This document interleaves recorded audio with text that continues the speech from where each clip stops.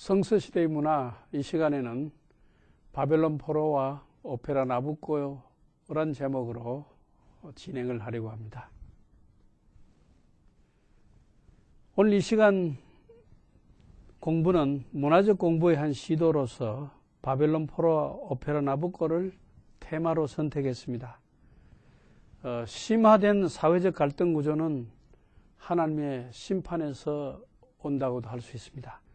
솔로몬이 범죄를 하고 하나님의 계명을 떠나서 우상을 숭배하고 했을 때 그 아들 르호보암 왕 때에 남북 왕조가 갈라지는 분열을 초래했습니다.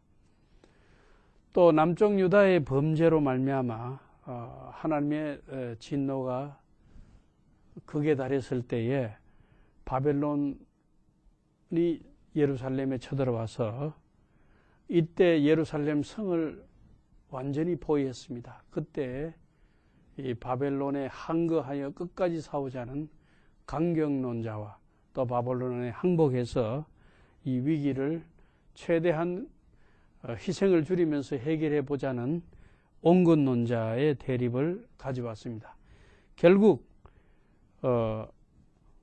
강경론자들이 득세하면서 최악의 경우로 치달아서 586년 BC 5월 10일 솔로몬 성전이 예루살렘 성전이죠. 솔로몬 성전이 불타버리고 말았습니다. 또 주후 70년 유대인들의 반란이 일어났을 때에 로마가 이 반란을 진압하기 위해서 예루살렘 성을 포위했습니다.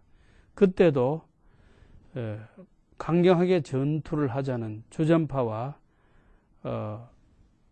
화해를 통해서 희생을 줄여보자는 온건파 사이에 대립을 가져왔습니다. 결국은 그 강경파가 득세를 하면서 AD 70년 5월 10일 헤롯이 지은 예루살렘 성전이 불에 휩싸여 타고 말았습니다. 이렇게 심화된 사회적 갈등 구조, 강경파, 온건파, 이렇게 개혁과 보수, 이런 심화된 계층 갈등 구조는 그 사회의 파멸을 가져오게 되고, 이런 갈등 구조가 온다는 자체가 어떻게 보면 하나님의 심판에서 온다고도 볼 수 있습니다. 그 심판은 바로 범죄의 결과에서 온다고 볼 수도 있죠. 오늘 이 바벨론 포로에 대한 역사서, 예언서, 문학서가 성경에 있는데 우리가 이 바벨론 포로를 이해하고 공부하기 위해서는 이 역사서의 내용과 예언서의 내용과 문학서의 내용을 동시에 살펴볼 필요가 있어요. 어떤 사람 역사서만 읽고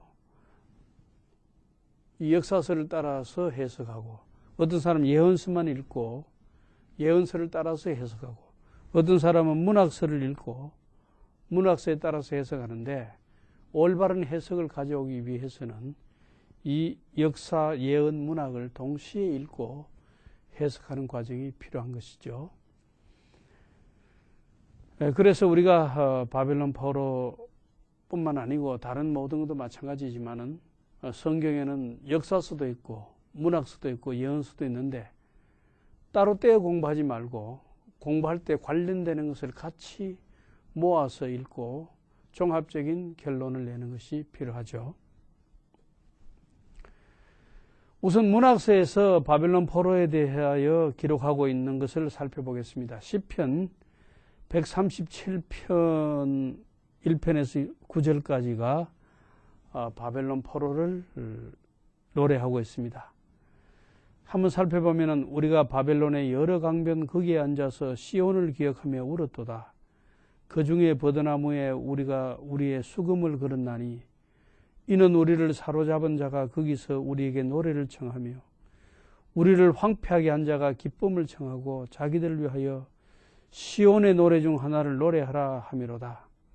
우리가 이방 땅에서 어찌 여호와의 노래를 부를까? 예루살렘아, 내가 너를 잊을진데 내 오른손이 그의 제주를 잊을지로다.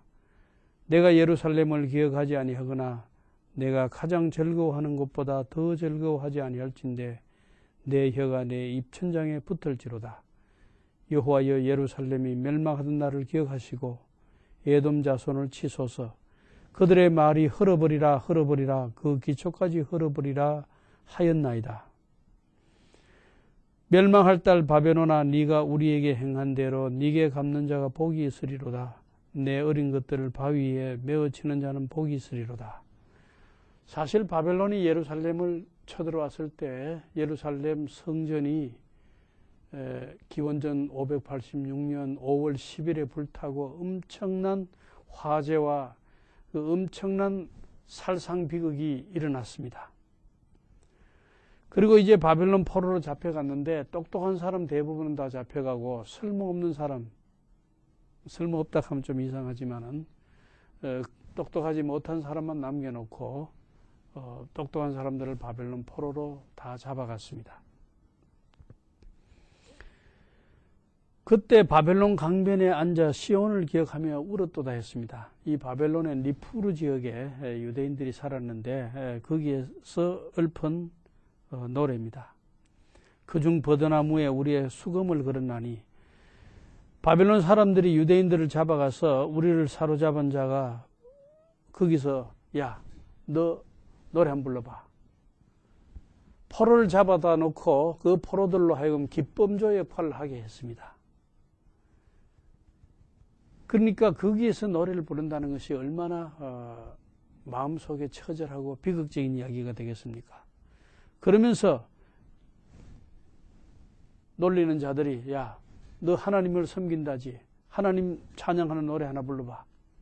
이렇게 자기들이 기쁨을 청하면서 시온의 노래 중 하나를 노래하라. 이 시온의 노래 중 노래를 하라 했습니다.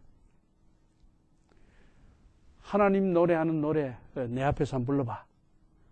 그야말로 치욕의 극치라고 할 수 있습니다. 우리가 이방 땅에서 어찌 여호와의 노래를 부를까? 예루살렘아, 내가 너를 잊을진데 내 오른손이 그의 제주를 잊을지로다. 이 유대인들이 포로 가서 포로민들이 느끼는 마음속에 그 치욕과 슬픔을 이 시편에서 노래하고 있습니다. 그래서 경건한 신앙이 있는 사람들은 예루살렘을 향해서 창문을 열어놓고 예루살렘 성전을 바라보면서 솔로몬이 저 성전을 지을 때 우리가 만일 이방에 포로로 잡혀가서 이 성전을 기억하면서 이 성전을 향해서 기도하면 하늘에 계신 주 여호와께서 들으시옵소서 하고 기도를 했죠. 그 기도를 생각하면서 예루살렘을 향해서 창문을 열어놓고 기도했습니다. 이 역사서에서 바벨론 포로를 이야기하고 있는 것은 역대하 36장 19절에서 20절 여기인데, 그 내용을 보면 또 하나님의 전을 불사르며 예루살렘 성벽을 헐며 그들의 모든 궁실을 불사르며 그들의 모든 귀한 그릇들을 부수고 칼에서 살아남은 자를 그가 바벨론으로 사로잡아가며 무리가 거기서 갈대아 왕과 그의 자손의 노예가 되어 바사국이 통치할 때까지 이르니라. 물론 이제 역사서는 감정보다는 이 문학서, 이 시편에서 말하는 그 감정, 풍부한 감정보다는 사실을 규명하고 있죠. 그래서 이 바벨론 포로로 잡혀간 사람들이 바사국, 이 페르시아를 말합니다. 페르시아가 바벨론을 무너뜨려서 그것이 바로 페르시아의 고레스 왕이죠. 페르시아국의 그 고레스가 바벨론을 무너뜨려 멸망시킬 때까지 유대인들이 바벨론에 포로로 잡혀가서 노예 생활할 것을 역사서에서 기록하고 있습니다. 예언서를 보면은, 이 예레미야서 보면은 바벨론 왕이 시드기야의 아들들을 그의 눈앞에서 죽이고 또 리블라에서 유다의 모든 고관을 죽이며 시드기야는 예루살렘 멸망할 때 마지막 유다 왕이죠. 그 왕이 보는 앞에서 아들들을 왕이 보는 앞에서 죽였습니다. 그리고 시드기야의 두 눈을 빼고 노사슬로 그를 결박하여 바벨론 왕이 그를 바벨론으로 끌고 가서 그가 죽는 날까지 옥에 가두어 두었더라 했습니다. 바벨론의 느부갓네살 왕의 19째 해 5째 달 10째 날에 바벨론 왕의 이전 사령관 느부사라단이 다시 예루살렘에 이르러서 여호와의 성전과 왕궁을 불사르고 예루살렘의 모든 집과 고관들의 집까지 불살랐으며 사령관을 따르는 갈대아 사람의 모든 군대가 예루살렘 사면 성벽을 흐렸더라고 했습니다. 그리고 이 사령관이 유다의 남은 자들 또한 포로로 사로잡아가고 가난한 백성을 남겨두어 포도원을 관리하는 자와 농부가 되게 했더라. 이런 기록이 있습니다. 이 이야기는 고대 바벨론 제국에서 일어난 이야기가 아니고 고대 바벨론 제국은 함무라비 왕 때의 기원전 18세기를 말하는데 그때가 아니고 오늘 이야기는 성경에 나오는 신바벨론 제국 때 이야기입니다. 이 느부갓네살의 아버지 나보폴라살이 이 신바벨론 제국을 세우고 612년 BC에 아수르 제국의 수도 니느웨를 멸망시키고 이 강력한 제국의 힘을 몰아서 나보폴라살의 아들 느부갓네살이 왕이 되어 많은 원정을 하면서 유대 땅까지 쳐들어와서 예루살렘을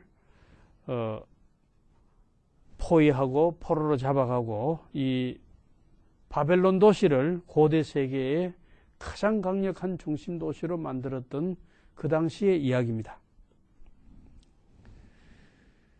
이 느부갓네살은 기원전 605년부터 562년까지 바벨론을 다스렸는데 구약 성경에만 그의 이름이 90회 정도 나올 정도이기 때문에 성경에 상당히 많이 등장하는 왕입니다.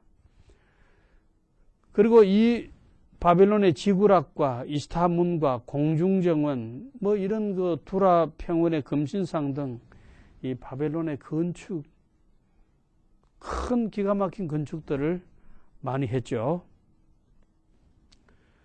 기원전 605년에는 여호야김 왕 4년에 다니엘을 비롯해서 여러 유대 지도자들을 바벨론의 포로로 잡아갔습니다. 또 598년에는 여호야김 왕을 쇠사슬로 결박해서 바벨론의 포로로 잡아갔습니다. 그리고 597년 BC에는 여호야긴, 여고냐라고 부르는 여호야긴 왕과 유다 지도자들, 이때에 에스겔, 모르드게 등을 바벨론의 포로로 잡아갔습니다. 그러니까 기원전 586년에 예루살렘이 함락되기 이전부터 몇 차례에 걸쳐 다니엘, 605년에 다니엘, 그 다음에 598년에 여호야김 왕, 그 다음에 597년에 에스겔, 모르드게 이런 사람들이 벌써 포로로 잡혀갔죠. 그리고 586년 BC 이후에도 582년에 예루살렘을 침공해서 사람들을 포로로 잡아갔습니다. 그러니까 바벨론 포로는 여러 차례에 걸쳐서 이루어졌다 이렇게 볼 수가 있죠. 여기 우리 베르디의 오페라 나부코와 연관해서 우리 상식 이야기를 하나 말씀드리면 이 나부코가 바로 느부갓네살 왕을 말합니다. 그래서 이 오페라 나부코는 느부갓네살 왕 이야기를 바탕으로 했고 오스트리아의 지배를 받던 그 밀라노 사람들에게 강한 자극을 주었습니다. 히브리 노예들의 합창이 이 안에 있습니다. 그래서 그 이태리 밀라노 사람들에게 이 바벨론 포로를 주제로 한 오페라 나부코는 이 지방을 중심해서 이태리 전체에 큰 자극을 준 오페라입니다. 바벨론 포로에 대한 지도를 우리가 살펴보면은 바벨론 포로는 이 예루살렘에서부터 사마리아, 하맛, 알레포, 딥사, 라제프 이렇게 해서 니푸르라는 곳까지 가서 주로 그 유대인들이 바벨론에 가서 생활하고 살았던 것은 바로 이 니푸르 지역이 되겠습니다. 그리고 이제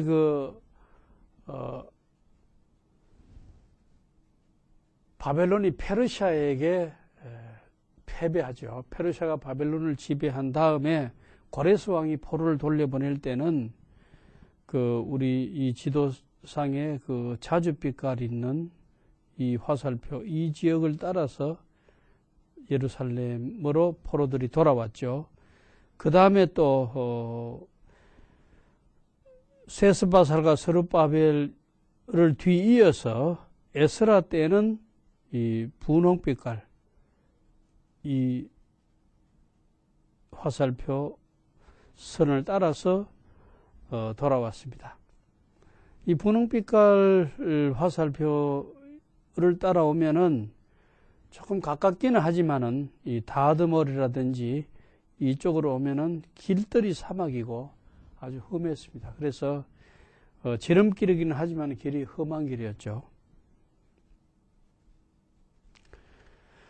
느부갓네살 때에 유대인들이 바벨론에 포로로 갔을 때 아마 그 느부갓네살이 건축한 그 건축물들 보고 깜짝 놀랐을 거예요. 특히 우리나라 세종로 비슷하게 행진거리가 되는 대로, 그쪽이 바로 이스타문이 있는, 이스타문이 위에 사진이 밑에 있는 이것인데, 이스타문을 따라서 행진하는 이 거리는 굉장히 장엄하고 큰 거리였죠. 그래서 알렉산더 대왕도 바벨론에 쳐들어갔을 때 이 이스타문이라든지 바벨론시의 광경을 보고, 야, 우리 그리스 사람들이 바벨론 사람들을 야만인이라고 했지만은 이 야만인들이 아니구나 하고 했던 유명한 말들이 있죠. 그리고 이 짐승들이 바로 조금 전에 있던 이스타문에 붙어 있던 짐승들입니다. 이 바벨론의 신으로 숭배하던 짐승들의 상을 이 문에다가 조각해서 붙여놓았죠. 그런 짐승들이 이 짐승들이죠. 그리고 이제 건축을 많이 하다 보면은 느부갓네살 왕이 벽돌을 많이 사용해야 되기 때문에 이 벽돌 굽는 풀무들이 많았습니다. 그래서 풀무불 속에 사드락과 메삭과 아벳느고가 던져졌다는 그 이야기도 나오고 하죠. 벽돌 굽는 풀무불을 말합니다. 그때 건축을 많이 하자면은 이 벽돌 굽는 풀무불들이 여러 곳에 많이 있었거든요. 그리고 이제 느부갓네살 왕의 업적을 기록한 이런 진흙을 구워서 아주 단단하게 만들어서 여기에다가 홈을 파서 글자를 새기죠. 이런 글자를 쉐기문자를 하는데, 쉐기문자로 느부갓네살 왕의 업적을 기록하고 있는 원통들입니다. 그리고 이것은 아주 중요한 역사적인 자료인데, 세계 최초의 바벨론 세계 최초의 지도인데, 이 바벨론 최초이면서도 세계 최초의 지도입니다. 그래서 이 사람들은 지도를 만들어 봤죠. 이 바벨론이 또 맥주 수출을 하고 이렇게 했기 때문에 지도를 만들어서 세계를 알고 싶어 했습니다. 이 지도를 보면은 이 원으로 이렇게 표시를 하면서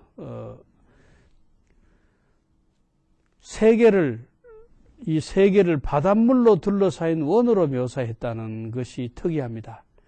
바닷물로 둘러싸인 원으로 표시했고, 이 원난의 가장 중심지가 바벨론 도시고, 이 바벨론 도시를 중심으로 해서 그 유프라테스 강이 수직으로 흐릅니다. 이 강이 유프라테스 수직으로 흐르고, 여기에 작은 원들이 있는데 이것은 그 주변의 왕국들을 가리킵니다. 그러니까 바벨론이 세계 중심이고, 그 세계 중심인 바벨론으로 가로질러서 유프라테스 강이 흐르고, 그 주변에는 작은 그 주변 왕국들이 있다는 이 바벨론을 세계 중심으로 그린 지도라고 할 수 있습니다.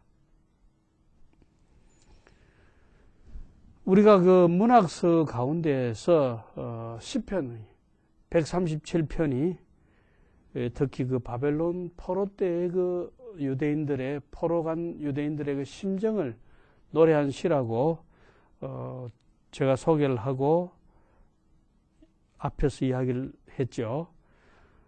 정말 그 성경에는 보면 역사도 있고 예언도 있고 율법도 있고 문학도 있고 뭐 여러 가지가 있는데, 특히 그 민족의 비운을 슬픔을 노래한 시편 137편은 바벨론의 포로 갔던 그 유대인들의 그 슬픈 마음을 노래로 표현한 시라고 할 수 있습니다. 베르디의 오페라 나부코 너부갓네살이라 그랬죠. 베르디의 오페라 나부코 중에서 그 히브리 노예들의 합창이 나오는데, 이 베르디는 이태리 작곡가입니다. 19세기 1813년에서 1901년까지 19세기 초에서 20세기 초까지 살았던 사람인데,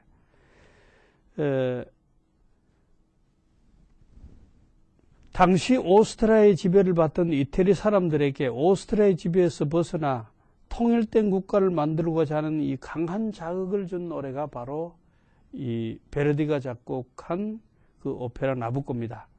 그래서 이태리의 국민 찬가가 되고, 베르디의 장례식 때도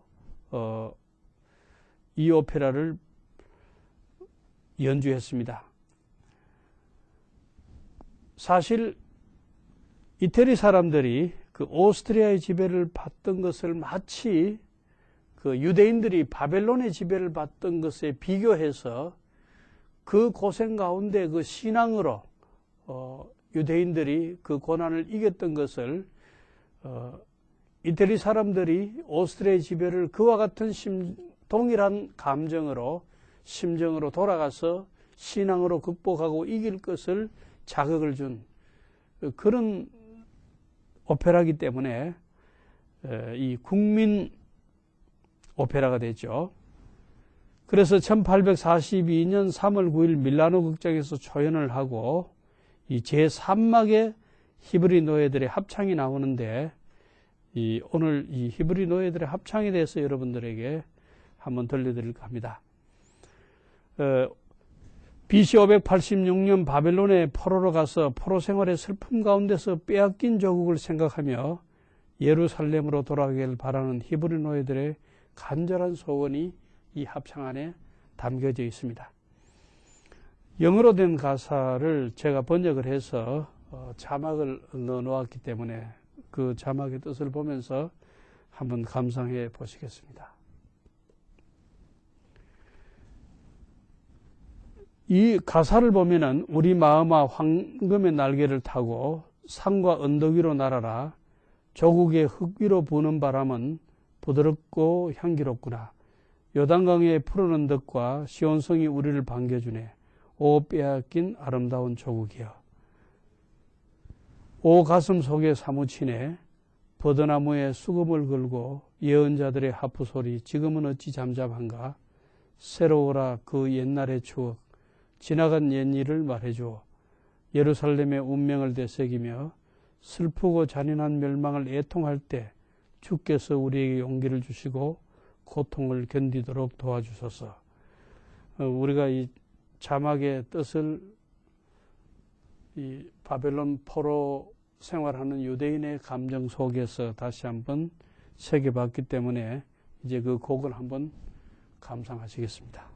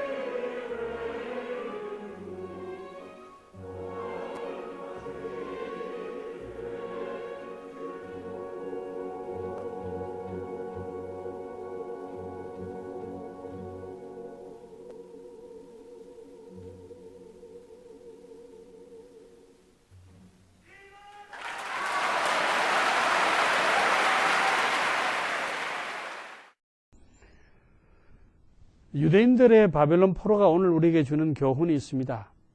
성경의 모든 내용은 우리에게 다 의미를 줍니다. 성경은 과거를 말해줄 뿐만 아니라 우리에게 현재와 미래를 가르쳐 줍니다. 유대인의 바벨론 포로는 과거 오스트리아의 침략을 받던 이태리 사람들에게만 영향을 주는 것이 아니라 오늘 어려움을 겪고 있는 우리에게도 의미와 용기를 줍니다.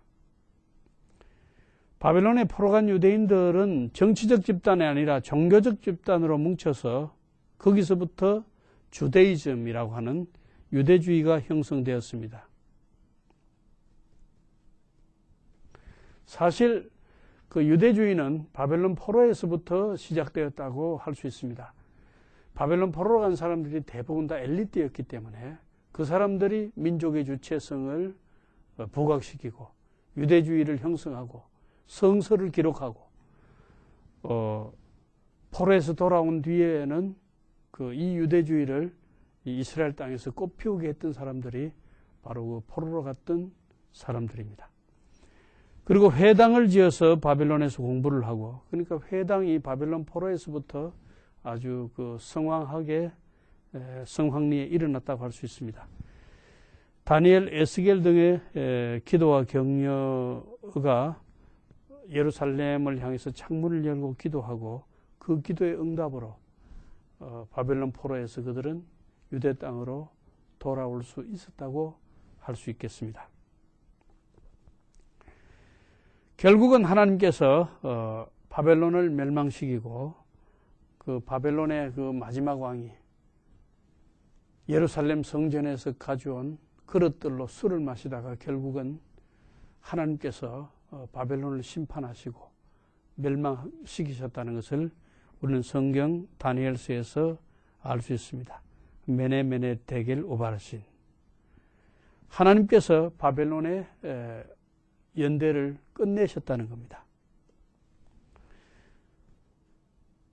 그리고 이 바벨론의 연대가 끝난 것은 벨사살 왕 때, 그 다음에 그 벨사살 왕의 아버지가 나부니두스인데 공동 통치를 했기 때문에 이 바벨론의 마지막 왕을 벨사살 왕이라 해도 되고 나부니두스라 해도 됩니다. 결국 바벨론은 이렇게 폐허가 되어버리고 말았죠. 이 폐허된 사진은 독일 베를린 박물관에 폐허된 그 그림이 있는 것을 제가 찍어서 여러분들에게 보여드리는 것입니다. 바벨론이 돌무더기가 되어서 성량의 거처와 혐오의 대상과 탄식거리가 되고 주민이 없으리라 하는 예레미야의 예언이 그대로 이루어진 것입니다. 이것도 폐허된 바벨론의 모습인데 열국의 영광이요 갈대아 사람의 자랑하는 놀이개가 된 바벨론이 하나님께 멸망당한 소돔과 고모라같이 되리니 이사야서에 있는 예언의 말씀대로 되었습니다. 결국 메대 제국과 함께 이 강력한 제국을 이루었던 바벨론 제국은 멸망하고 말았습니다. 바벨론 포로의 역사가 우리에게 주는 교훈을 보면은 유다의 범죄에 대한 징벌로 포로 생활이 왔다는 것, 그 다음에 이 사회적 갈등 구조의 심화가 이 하나님의 형벌에서부터 왔다는 것. 그러니까 예루살렘이 멸망해서 바벨론 포로로 가기 전에 벌써 유다의 범죄로 말미암아 하나님께서 바벨론을 막대기로 사용하셔서 바벨론을 통해서 예루살렘의 범죄를 징벌하시고 그 징벌할 때에 온건파와 강경파가 있었는데 그 예레미야 같은 사람은 온건파죠. 우리가 바벨론에게 항복하고 희생을 줄이자. 그러나 강경파들은 거짓 선지자들을 중심으로 해서 강하게 바벨론에게 맞서서 우리가 이길 수 있다고 주장하다가 결국은 더 많은 피해를 입고 예루살렘 성전은 화염에 휩싸여 불타버리고 말았죠.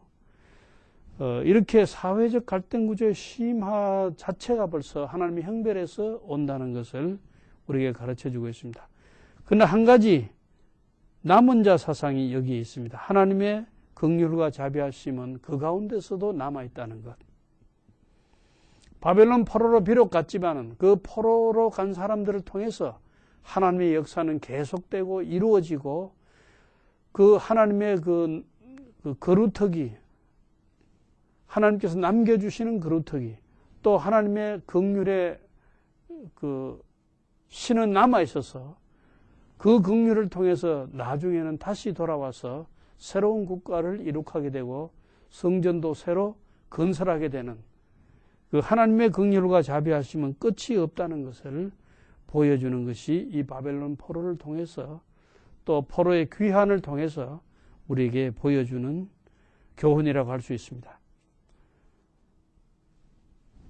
중요한 문제는 이 바벨론 포로의 역사를 읽고 또 오페라 나부코를 듣는 히브리 노예들의 합창을 듣는 우리 마음속에 오늘의 우리 상황을 하나님의 이 계시를 통해서 해석하고 적용하고 교훈을 얻는 이런 과정이 우리에게 필요하다고 생각되어집니다.